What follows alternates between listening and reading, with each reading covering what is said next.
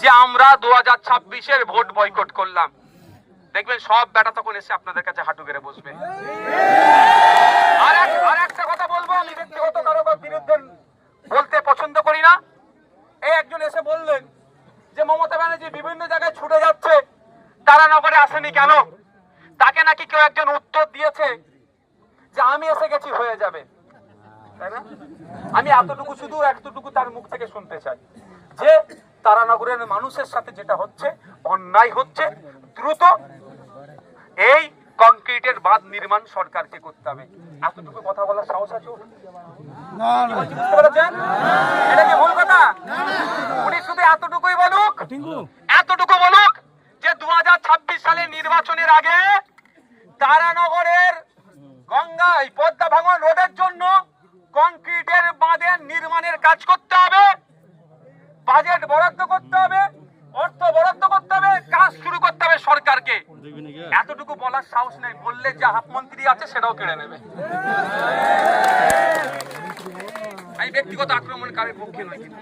আর যে একজন আছে অপদার্থ, হজ কমিটিতে ঢুকে বসে আছে, জানি না, আগামী দিনে তথ্য দেব, তাও বলে যাই। এবারে হজে গিয়েছে কত হাজি জানেন? কম বেশি টোটাল পশ্চিম বাংলার কলকাতা দিয়ে গিয়েছে 8,000-এর কাছাকাছি। 50,000 চায়ের কাপ দেখিয়েছে। কি বুঝতে পারছেন তো? চোর তো, ওরাই তো টাকা খাচ্ছে, সেই সবগুলো টাকাগুলো খাচ্ছে। হাজি গিয়েছে 8,000-এর মতো, আর 50,000 কাপ দেখিয়েছে, মানে বুঝতে পারছেন? মানজুরে বলে ও বেটারা, ওই তো এবার দায়িত্বে আছে, ওনার দপ্তর, মানে আমি উনাকে এখন বলবো। তো যারা হাজিদের চায়ের টাকা মেরে খায়, তারানগরের মানুষের পুনর্বাসনের টাকা মেরে খাবে না? বিশ্বাস হয় আমার। যারা কবরস্থানে শ্মশানের টাকা মেরে খেয়ে নেয়, তারা খাবে না? অপদার্থ কেন পার্লামেন্টে গিয়ে তারানগরের মানুষের কথা বলেনি? এটা তো আন্তর্জাতিক নদী, এটা তো কেন্দ্র সরকারের দায়ী আছে। তাহলে পার্লামেন্টে দাঁড়িয়ে মোদীকে প্রশ্ন করতে পারে না, অমিত শাহকে বলতে পারে না, যে সেন্ট্রালে যিনি মিনিস্টার আছেন তাকে বলার সাহস নেই?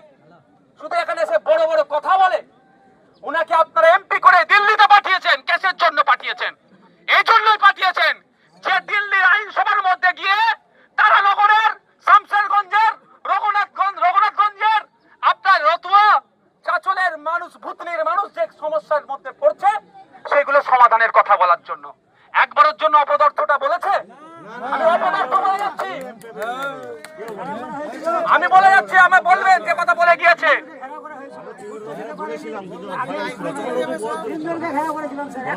কি বলছে বুঝতে পেরেছেন? আচ্ছা, যে কাজ করতে পারে না তাকে ব্যর্থ বলবেন না তো কি বলবেন? অপদার্থ ব্যর্থই তো বলতে হবে। এটা আমি ভালো ভাষা বলছি। আমি কদিন অপেক্ষা করব, যদি তার মধ্যে পুনর্বাসন না হয়ে যায় তখন র ভাষা একটু বলতে হবে।